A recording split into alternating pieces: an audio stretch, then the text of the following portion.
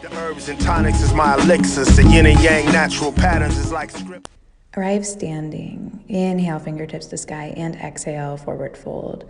Option to bend your knees to get your chest closer to your quads. Send your weight into your toes. Relax your neck, relax your head. Allow gravity to do its thing here.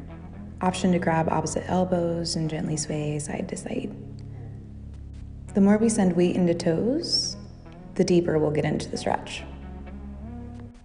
Soften your jaw and release your fingertips over towards the left side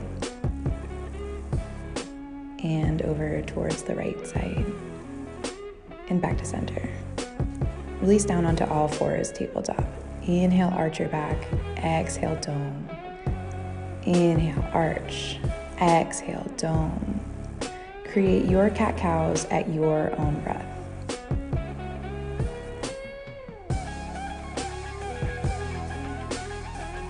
Neutral tabletop and extend right leg. Bring it in, swing it through, and plant. Release right knee past right ankle. Option to plant hands just above knees or release them down to the mat.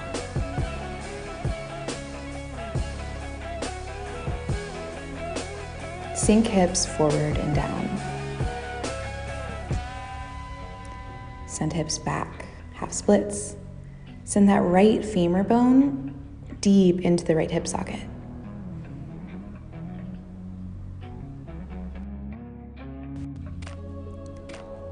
Elongate your spine and breathe through your right hamstring.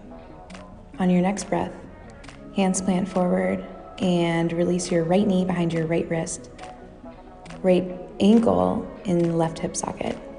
Square hips forward in the same direction. And if it feels good, release down into forearms, otherwise stay onto palms. In either option, release and melt into your pigeon pose.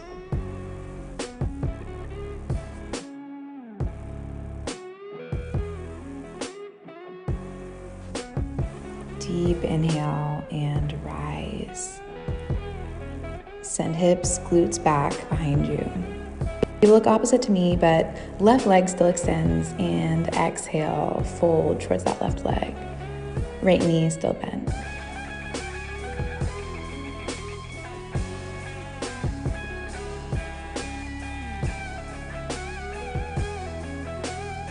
Inhale, rise.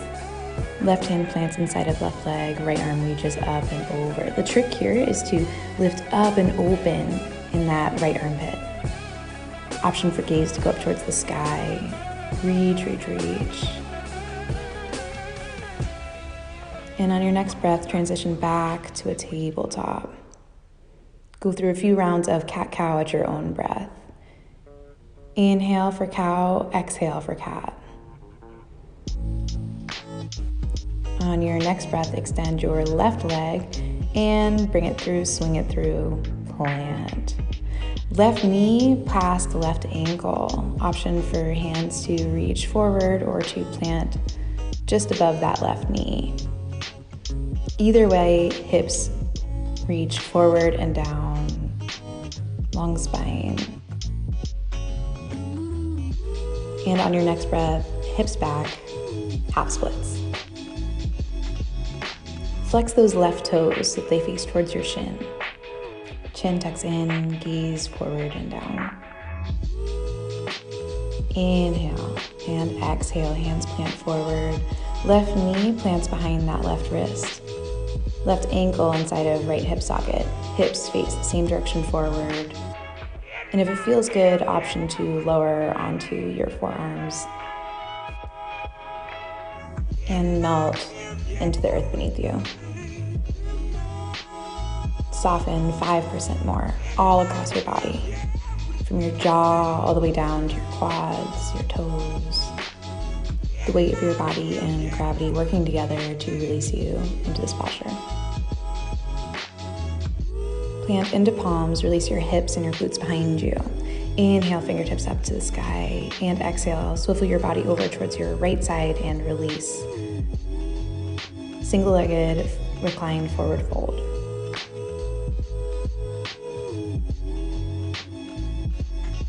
And slowly rise fingertips up to the sky. Release your right palm inside of right leg. Left arm reaches up and over. Remember that trick to open up that left armpit up towards the sky. You can play with your hand positioning, maybe high five the imaginary friend behind you. And rise, release. Transition into tabletop. Knees together, send hips back. Fingertips can reach forward or find either side of your body. Child's pose. Option to massage your brow here. Breathe into that decompression of your spine. And when you're ready, rise. 5 minutes and you have improved your deadlift mobility and recovery. Kudos and namaste. The deadlift, a powerlifting movement and so deeply functional you likely have it incorporated into your day-to-day life anyway. It's the classic pick up something heavy and put it back down. But it requires a lot more technique if you'd like to actually increase your load and to avoid injury along the way. And so one way that we can also prevent injury and improve our technique is to work on our mobility and our flexibility associated with the muscles used to perform the movement. So in the deadlift, we are activating our hamstrings, our quads, pretty much all of the back muscles all along the way, all the way up, even through the traps. So in this flow, we are focusing on lengthening the quads, the hamstrings, the piriformis,